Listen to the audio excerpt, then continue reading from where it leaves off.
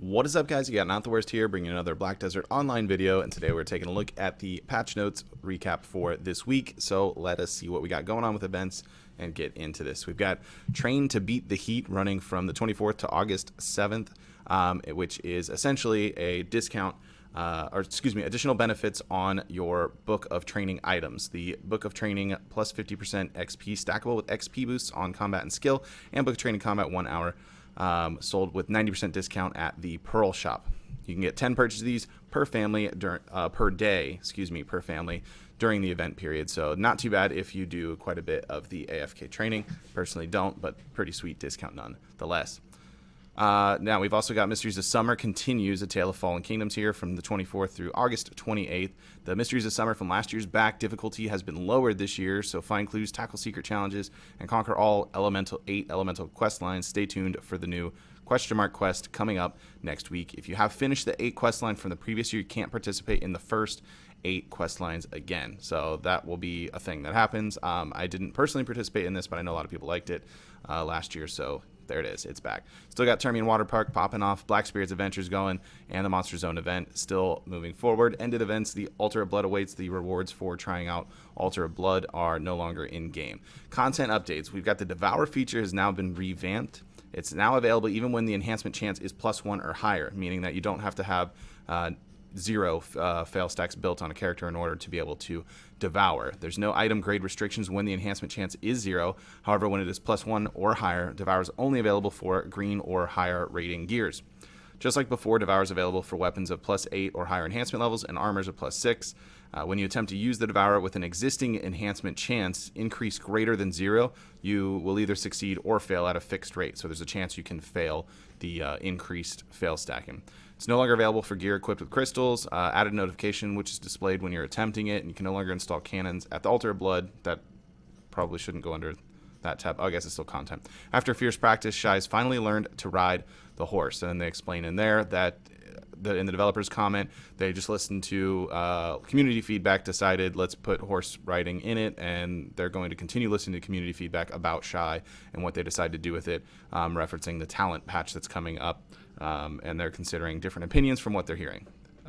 We've got game world NPC effects, graphic issue fixes across the board here, some automatic navigation fixes. You can no longer approach the island where Arena of Arsha is located when an Arena of Arsha is active. Couple of NPC updates here, some stuff submerged underwater. Mounts, we improved the convenience of using donkeys and wagons. Donkey will now move into the running motion when moving by pressing the W key or by auto moving. Donkeys will now run away and hide when it's hit by monsters. However, they will not run when they are within distance of 25 meters from you. You can call back a hiding donkey by pressing the call mount button. Pressing S key will now stop the wagon quickly while the wagon is slowing down. Sky balloon issue fix there. Class changes, camera perspective fix an issue where matchlock would simultaneously reload and fire. Some dies out of the beauty window fix here. An improvement to Tamer. Made improvements to the attack speed buff and Halang Berserk buff applied from using Rage Absorption. Skill will now be applied simultaneously. Previously, when you used it while receiving a buff from the Rage Absorption, the attack speed buff didn't stack. Due to the improvement of the attack speed buff will now stack using the Berserk while you are receiving a buff from Rage Absorption. Ninja and Kuno can now sprint by entering Shift W when you get off a running horse. Some other fixes there. Then we've got with Shy, improved the wind effects for skills used with the Florang, fixed an issue with the head shape. Shy can now use the capturing rope when you use twirl to the left or right side, and then to the opposite side, you now deal 2 hits to the opposite side.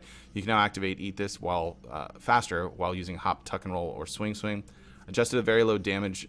The attack skills used with the Florang dealt when in PvP, and now they can make more than a certain level of damage.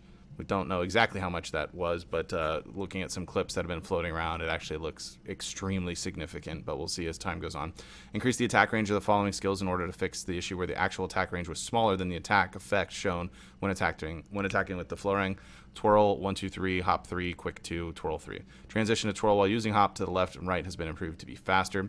Some item changes that we have. Revised the description for swimsuits and bikinis so the description about displaying the outfits would be more clear. So that exists. We did get the Kaposha accessory crafting added into the game that we've been talking about the last few weeks. We saw this on the test server and the Korean server as well later on. So you have to be the required level for each one. 64 for Kaposha necklace, 63 for the belt, 62 for the earring, and of course 61 for the ring, and you can see what's required to craft them there.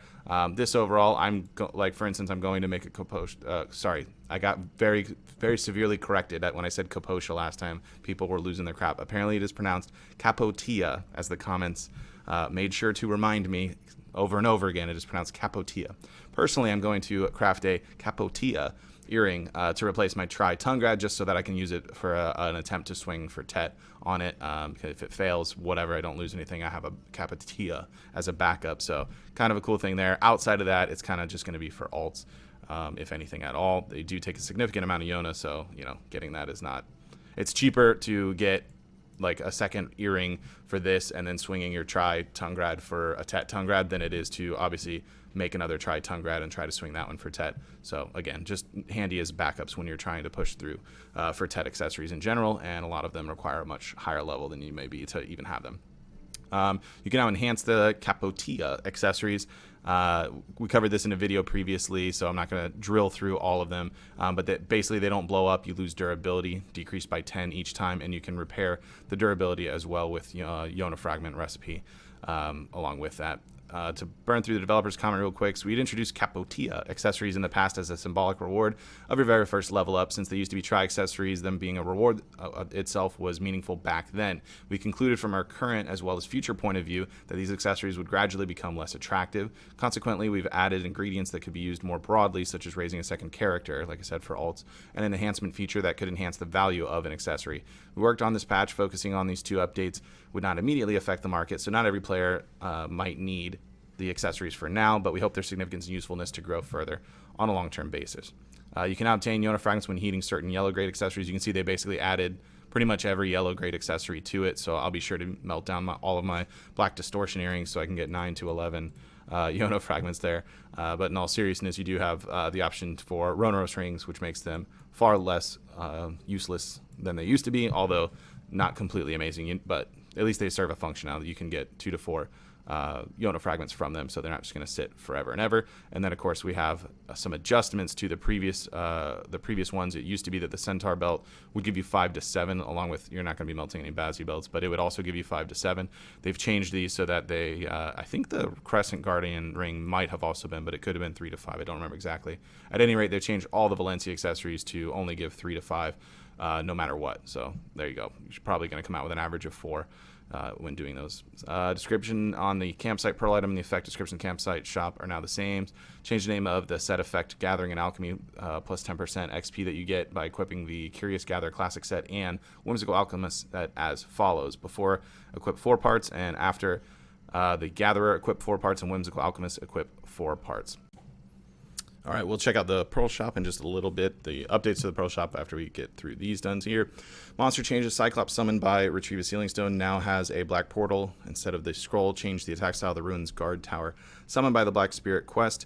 And the most unfortunate change, villagers drove out some of the grass beetles from the northern Ulvia's cow farm, decreasing the number of grass beetles. I'm pretty upset by this because this is definitely going to affect my grass beetle grind, which was obviously the most profitable spot in the game. So I haven't had a chance to try out the update to it here since they've reduced the number, but it was only a matter of time. We all know how OP grinding grass beetles was, so I can't say I'm totally blown away by them nerfing it just a little bit at any rate. Added the tournament event quest to the quest window. Alternative way to complete the Bobby Lauren quest has been added. Yada yada yada. Developer comment on that. Some interface changes, some updates across the board here. Added AP and DP limits to the description of Tier 1 nodes, where the limits are applied when in a node war on the world map. Added sale periods to the details of the Pearl Shop limited items. Gathering UI is no longer displayed while on a mount. AP and DP increases are now shown in the Level Up Information Guide. Level Up Information Guide window does not move anymore. Changed Pearl and Silver icons in the inventory, and a couple other issue fixes across the board. And finally, resolved issue. You can now use the following items, which were temporarily blocked of use from July 12th. The combat plus 10% skill, plus 5% scrolls that were there. They also noted, we apologize to the adventurers who experienced any inconvenience due to this issue. Please check your in-game mailbox after regular maintenance of July 24th to claim rewards sent as a token of our apologies. If I remember correctly, it was like a blessed 200% XP scroll, something like that, with like skill XP scroll and maybe a life XP scroll. Pretty cool reward, so just check your mailbox. They're in there. Make sure to claim them because they will, before July 31st, because they will expire. They're not going to sit in your mailbox forever. Let me hop over here and let's take a look at what we got for Pearl Shop updates this week. So we've got an event for the summer fishing bundle. So if you need to get yourself a fishing outfit and also some pets, then this might be the pack for you. It's 28% off. You get to choose one from the Lost Penguin, Newborn Crimson Dragon, or Marmot. And you get the Splat Fisher clothes costume box along with a 15-day book of life and a fishing XP transfer coupon and 5 seafood cron meals as well. We've also got the summer life skill bundle. You get to choose from an Arctic rare box or rare critter box, and then get all of the following: a 15-day book of life, 7-day blessing of Comisil. You'll randomly get one of the following items from the Arctic rare box: a tier 4/3/2 polar bear or winter snowflake box, which you get both the snowball rosefinch and snowflake rosefinch. And you randomly get from the other one tier 4, 3, or 2 hedgehog, and a snowflake reindeer box, which gives you 2 snowflake reindeer. So if you get lucky enough there, it would at least turn into a tier 3 reindeer at a minimum. You could get lower than that, but that's how the boxes work. So welcome to BDO. We got the Marine Romance outfit set for male and female, which we see pretty much every summer it comes around. And we have new loyalty scrolls were added to the boss shop, giving... we've got the Book of Training promotion, which was mentioned earlier. So instead of being 1 million silver, they're down 90%. So it's 100,000 silver instead, whether you get the combat or skill book, so you can use those on your training dummies. That is it for the patch notes this week. If you did enjoy the video, be sure to like it. If you are new to the channel, be sure to hit the subscribe button so you get notifications when new videos do go live. We've got guides and silver breakdowns and all sorts of stuff out. And if you want to catch us live, there's a link to the Twitch page in the description below. You can head on over there and just drop a follow so you get a notification when it goes live. And you can also check out the streaming schedule for the week, both on that page and on the Twitter as well. With that said, that is going to be it for this video. I want to thank everybody for watching, and I will see you next time. Me.